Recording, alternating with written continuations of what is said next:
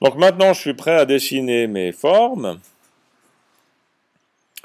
Alors si je regarde mon petit dessin, qui est ici, il me faut un triangle jaune en haut, un triangle vert sur le côté. On va commencer par les objets qui sont en jaune, par exemple. Donc un triangle jaune en bas, un en haut, un petit en bas, un petit sur le côté, et on verra pour les superpositions après. Donc sur les éléments jaunes, je suis sur le calque élément jaune, je dessine un petit triangle. Alors je vais verrouiller le pointillé, et depuis là, je fais un triangle en jaune. On va lui enlever le contour, on va se mettre sur le fond, et maintenant sur le fond, on doit mettre notre couleur Pantone. Alors si je prends mon nuancier, ici dans la petite icône en bas à gauche, vous avez des bibliothèques. Plein de bibliothèques. Et parmi cette liste, vous avez des catalogues. Et dans les catalogues, vous avez la liste des Pantone. Et vous remarquerez que ce n'est pas la même liste que ce qu'on a dans Photoshop. Ici, c'est écrit en français. Alors, je vais chercher ma Pantone opaque couchée. Et quand je prends ma liste des Pantone opaques couchées, je n'ai pas les mêmes noms que dans Photoshop. Donc là, il y a un problème. Je dois chercher une Pantone, DS, un chiffre, tiret, etc., etc. Donc, ce n'est pas le nuancier opaque couché. Et là, je recommence à chercher dans mes catalogues. On peut les prendre les uns après les autres. Et finalement, je vais tomber sur une Pantone quadricouchée. Et là-dedans, j'ai DS, espace, un chiffre, tiret, etc., etc. Donc ça correspond à ce que je cherche. Si maintenant, je cherche la numéro 6, puisque c'est le jaune, vous avez un petit élément qui s'appelle rechercher ici. Si jamais cette zone n'est pas affichée, dans le menu, vous pouvez dire « J'aimerais afficher le champ recherché ».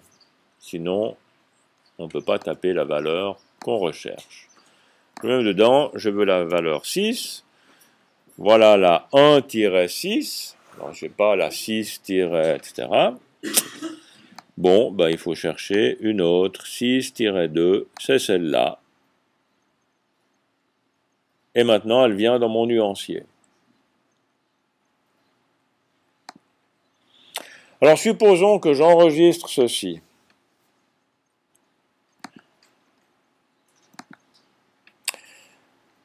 Et que j'importe ceci dans un document InDesign. Donc j'ai bien une couleur Pantone qui est ici, c'est bien le nom que j'ai besoin. Supposons maintenant que j'ai dans InDesign, que je fasse un nouveau document,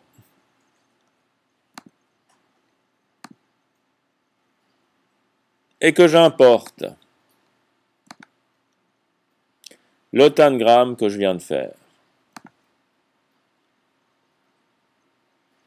Je valide, je le mets. Vous constatez que dans la palette nuancier ici, il n'y a rien qui a été ajouté.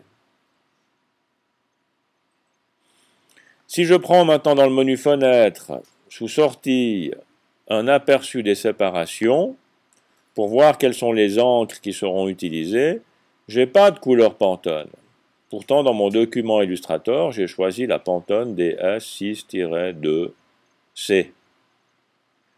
Si j'active maintenant la séparation ici, que je cache le jaune, enfin toutes les autres couleurs sauf le cyan ou le magenta, j'ai maintenant du magenta qui apparaît, puis du jaune,